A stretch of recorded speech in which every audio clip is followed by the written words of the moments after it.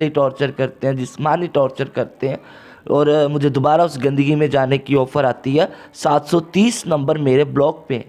तो ये सिलसिला चलता रहेगा, ऑफ़र्स आती रहेंगी, ये सब कुछ होता रहेगा, लेकिन मुझे अपना थीम, अपना मकसद, अपना टारगेट नहीं छोड़। और अल्लाह की बारगाह में दुआ है कि मेरा जनाजा भी मेरी माँ के दरवाजे से उठे। कोशिश की अपने गुनाहों को तस्लीम करके, सबसे बड़ी बात अपने गुनाहों को माना कि मैंने ये गुनाह किए हुए हैं। लोगों के लिए जो अपने हुस्न की रोनाइयों पे, अपनी हुस्न की रोनाइयों के बलबूते पे लोगों को वर्गलाते हैं कि लाइफ में आपका कोई चाहने वाला ऐसा भी है जो आपको टॉर्चर कर रहा हो, कि जो आपने बुरे काम छोड़े हैं, जो सेक्स स्कैंडल छोड़ा है, जो रंगीनियाँ थी उनको छोड़ के अल्लाह की तरफ आप लपके हैं जा रहा है सिर्फ इसलिए कि बुरे कामों से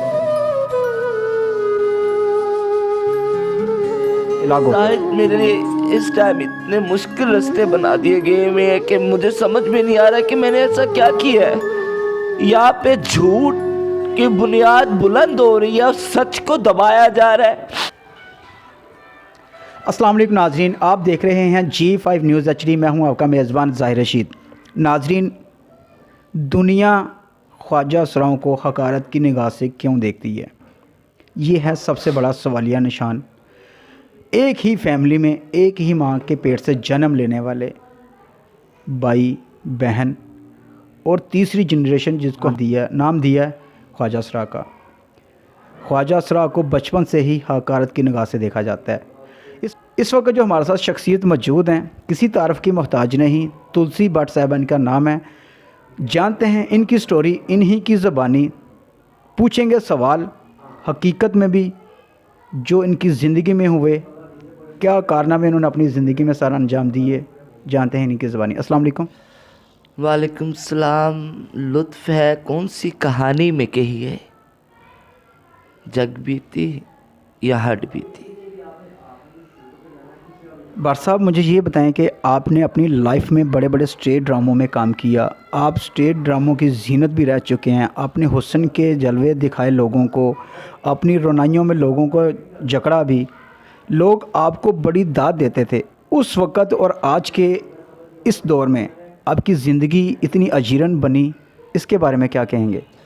I am not agree with you because मेरी ज़िंदगी मेरे लिए कोई चैलेंज नहीं बनी, कोई अज़ियत नहीं बनी, बल्कि मेरे रास्ते जो हैं वो थोड़े तंग हो गए, लेकिन मेरी ज़िंदगी बहुत खुशहाल है, क्योंकि मेरे रब ने मुझे गुनाहों की दलदल से निकाल के अपनी तरफ मतवज्जो कर लिया। मेरे अल्लाह का कितना मेरे ऊपर करम है। तमाम तर जो स्टैम्प्स लगी हुई थी वो उतर गई।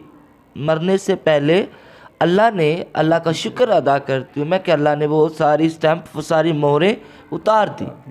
माशाल्लाह, आपने दाढ़ी रखी है, सुनते रसूल रख ली है, मुझे बहुत अच्छा लग रहा है। तो लोग जो आपकी हकारत की निगाह से देखते हैं, आपको गलत नज़रिए से देखते हैं, उनके लिए क्या पैगाम होगा आपका? मौला मुश्किल कुशा अली मकाम अली दामाद रसूल, उनका एक कौल मैं यहाँ पे बता देना चाहती हूँ।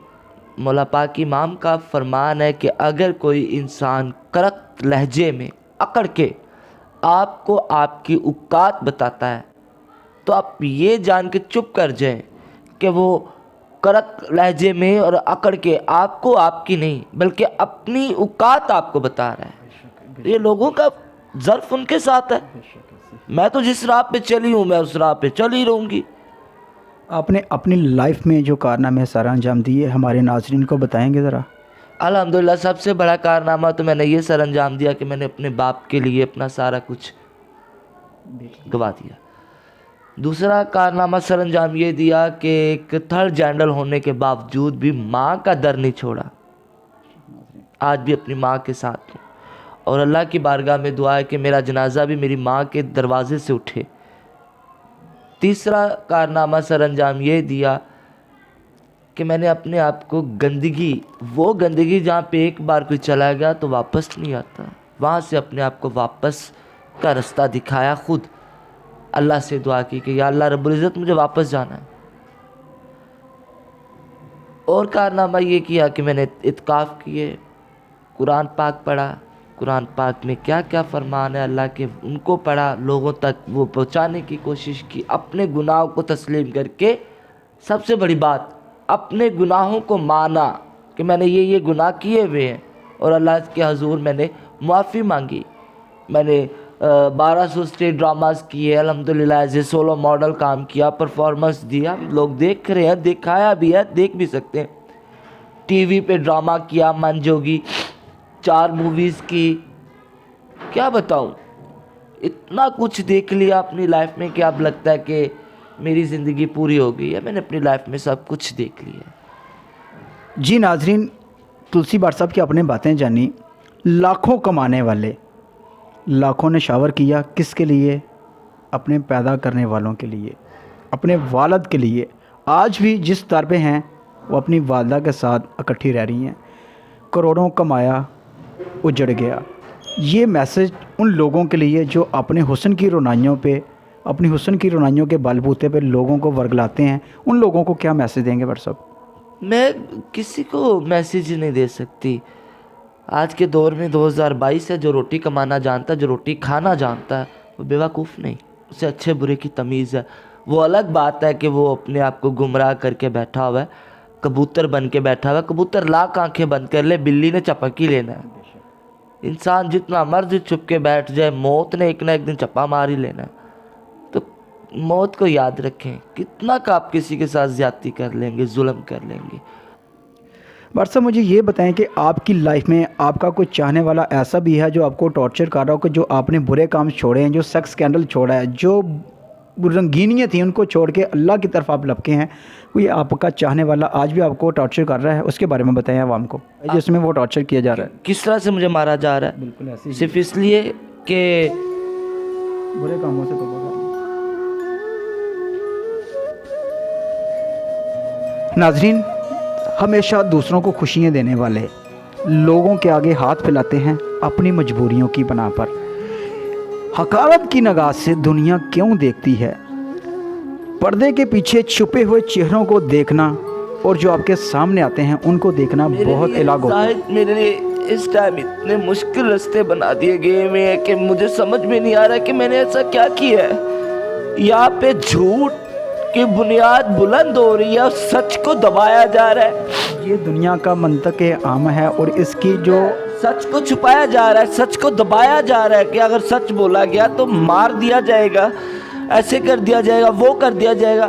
میرے بارے میں کہا جا رہا ہے کہ جی سو چوہا کھا کے بلی حج نو چلی. بلی توڑتے پہ نا تسی بھی توڑو، تاڑیاں کڑا لتاں نو پولیو ہویا ہے، تسی بھی توڑو نا. یہ ایک میسج ہے آپ لوگوں کے لیے. برائی کو چھوڑ کر اگر آپ اچھائی کی طرف چلے جاتے ہو تو آپ کی ٹانگیں کھینچنے والے بے شمار لوگ ہوتے ہیں. ناظرین، ابھی چند لمحے پہلے میں نے ایک ویڈیو دیکھی جس میں ایک انہی کا عاشق، ان کا چاہنے والا، ان کو کس طرح ٹارچر کر رہا ہے. ڈنڈوں کے ساتھ، سٹکوں کے ساتھ ان کے اوپر وار کیے جا رہے ہیں. بہمانہ طریقے سے ان کو تشدد کا نشانہ بنایا جا رہا ہے. کس بنا پر ان کو مجبور کیا جاتا ہے کہ دوبارہ سے اپنی اسی جنسی فائل کی طرف لپک آؤ جو انہوں نے چھوڑ دی ہیں. بات ان کی سچ کہ اگر دنیا نے یہ الفاظ اپنانے ہیں کہ ہم نے بلی سو چوہا کھا کے حج کو چلی، اگر وہ چلی ہے تو اس نے اپنے برے اعمالوں کو چھوڑ دیا ہے، اس کو اللہ کی ذات پاک نے اپنی طرف مائل کی ہے. تو کیوں یہ لوگ، کیوں یہ ظالم درندے اپنی ہوس کا نشانہ بنانے کے لیے ایسے لوگوں کو پھر اسی طرف لے کر جانا چاہتے ہیں؟ الحمدللہ زاہد صاحب، میں یہ لوگ جو مرضی کر لیں، مجھے چونکوں میں ذلیل کریں، میرے دوپٹے اتاریں، مجھے ماریں، جو بھی کریں، اور مجھے اس چیز سے فرق نہیں پڑتا. میں اللہ کا گھر بنوا رہی ہوں اور آپ سب دیکھنے والوں سے میری درخواست ہے کہ میں جو ہے وہ مسجد کی سنگ بنیاد رکھنا چاہتی ہوں. تو ناظرین، سب سے بڑا جو کارنامہ ان کی لائف میں اللہ رب العزت نے اپنے بندوں کو بھیجا اس دنیا میں، کون کون سے ان سے کارنامے سر انجام دلوانے ہیں. سب سے بڑی بات ان کی کہ میں ان کو اپریشیٹ کرتا ہوں کہ اللہ کا گھر بنانے کے لیے انہوں نے اپنے ذمہ کام لیا اور اللہ کی ذات پاک ان کو اس میں کامیاب کرے. آج سڑکوں پہ اوپر کھڑے ہوتے ہیں خسرے، جن کو ہم خسرہ بھی کہتے ہیں، خواجہ اسرا بھی کہتے ہیں. 2 لفظوں سے پکارا جاتا ہے. 3rd جنریشن بھی ان کو کہا جاتا ہے. اپنے حقوق کے لیے وہ ذلیل و رسوا ہوتے ہیں، چوکوں میں بھیک مانگتے ہیں. وہ ہمارے بھائی ہیں، ہماری ماں نے ہی انہیں جنم دیا ہے. ہماری دنیا والے لوگ کیوں اس چیز کو ڈونیٹ کرتے ہیں، کیوں نہیں سمجھتے کہ یہ لوگ اللہ کی پیدا کی ہوئی مخلوق ہیں، ہم ہی میں سے ہیں، ہم ان کو کیوں غلط اور کیوں بری نظروں سے دیکھتے ہیں؟ کیا ایسا نظریہ چینج ہونا نہیں چاہیے؟ ایسی دکھ بھری داستان جب آپ کے سامنے آتی ہے آپ کے رونگٹے کھڑے ہوتے ہوں گے۔ اگر یہ مقافات عمل آپ کے ساتھ ہو، سوچیں اگر آپ ہی وہ تھرڈ جنریشن بن جاتے، اللہ کی ذات پاک آپ کو یہ مخلوق بنا دیتی، تو آپ کے اس وقت کیا خیالات ہوتے؟ اب دنیا کو اور ان خواجہ سراؤں کو کیا میسیج دینا چاہیں گے بٹ صاحب؟ بٹ صاحب مجھے یہ بتائیں کہ جو اس وقت خواجہ سرا آپ کی ہی لائف میں بے شمار ایسے ہیں، پتہ نہیں جن کی ہم کاؤنٹنگ بھی نہیں کر سکتے، ہمارے ہی بھائی تھے، ہماری ہی بہنیں ہیں، جن کو جنم دیتی ہیں ہماری مائیں، آپ بھی اسی پیڑ سے نکلتے ہو، آپ کو بھی پیدا کرنے والی اللہ ہی کی ذات پاک ہے، تو یہ دنیا آپ لوگوں کو کیوں حقارت کی نگاہ سے دیکھتی ہے؟ معاشرہ ہمیں عزت دے گا، لوگ ہمیں عزت دیں گے، پتہ ہے کب؟ جب ہم خود کو خود عزت دیں گے۔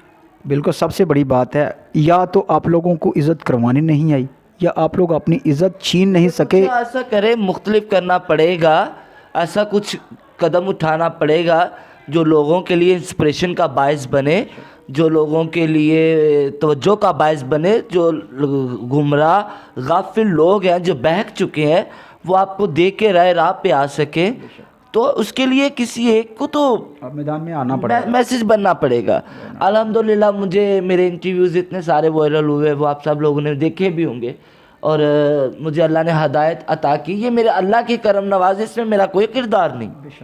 میں خاک سار ہوں، میں گنہگار ہوں، میں نے سب کچھ کیا ہوا ہے، میں کسی بھی لحاظ سے معافی کے قابل نہیں ہوں، پتہ نہیں روز محشر ہم لوگوں کے ساتھ کیا ہوگا، لیکن میں نے صرف ایک آواز بلند کی تھی، ہمیں ہمارا حق تب ملے گا جب ہمیں ہمارے حق اور حقوق کی پہچان خود ہوگی۔ ہمیں یہی نہیں پتہ کہ ہمیں چاہیے کیا، سوسائٹی سے ہمیں کیا لینا ہے، ہماری توقعات کیا ہے، ہماری امیدیں کیا ہے معاشرے سے۔ میں وہی ہوں، میرے آپ لوگوں نے پکس بھی دیکھی ہیں، کلپ بھی دیکھے ہیں، مجرے بھی دیکھے ہیں، اور آج میرے یہ آپ منہ پہ سنتے رسول بھی دیکھ رہے ہیں، تو اس کے مجھے کسی نے مشورہ نہیں دیا، میں نے خود کیا ہے۔ یہ اللہ رب العزت نے آپ کو اپنی طرف مائل کیا ہے، یہ میرے اللہ نے مجھے اپنی طرف جو ہے وہ اپنی طرف میرے دل میں اپنے عشق کو پیدا کیا، میرے دل میں اپنے عشق کو منور کیا الحمدللہ، اور میں بہت خوش ہوں۔ لوگوں کے ظلم و ستم کا میں ڈٹ کے مقابلہ کرنے کے لیے تیار ہوں، کروں گی بھی۔ جو لوگ مجھے مینٹلی ٹارچر کرتے ہیں، جسمانی ٹارچر کرتے ہیں، اور مجھے دوبارہ اس گندگی میں جانے کی آفر آتی ہے، 730 نمبر میرے بلاک پہ ہیں۔ میں اپنے ہر انٹرویو میں اپنی بلاک لسٹ کے نمبرز کی تعداد بتاتی ہوں۔ جب انٹرویوز کا سلسلہ شروع ہوا تھا تو میرے پاس 400 نمبر بلاک تھا، اب میرے پاس 730 نمبر بلاک پہ ہے۔ تو یہ سلسلہ چلتا رہے گا، آفرز آتی رہیں گی، یہ سب کچھ ہوتا رہے گا، لیکن مجھے اپنا تھیم، اپنا مقصد، اپنا ٹارگٹ نہیں چھوڑنا۔ میرا مقصد، میرا تھیم، میرا ٹارگٹ صرف میرا اللہ اور میری ماں، اور میری اب یہ خواہش ہے کہ میں نے جو مسجد کے لیے سنگ بنیاد کے لیے آواز اٹھائی ہے اس میں میری ہیلپ کی جائے۔ جی تو ناظرین، آپ نے تلسی بٹ صاحب کی باتیں سنی، دنیا کو وہ کیا میسیج دینا چاہتے ہیں، دنیا کیا کہتی ہے، انہوں نے اپنی سچائی کو بھی مانا، ہر اس کام کو تسلیم کیا۔ یہ کام ان کو ماننا، ان کا تسلیم کرنا ناممکن سی بات ہے۔ ناظرین، آج کے دور میں جس میں گہما گہمی کا عالم ہے، لوگ اپنے جسمانی نفس کو بیچ کر پیسہ کمانے کی حوث میں لگے ہوئے ہیں، پر اللہ رب العزت جب انسان کو اپنی طرف مائل کرتا ہے تو پھر ان کو ایسا جگر بھی دے دیتا ہے جن کو ہم حقارت کی نگاہ سے دیکھتے ہیں۔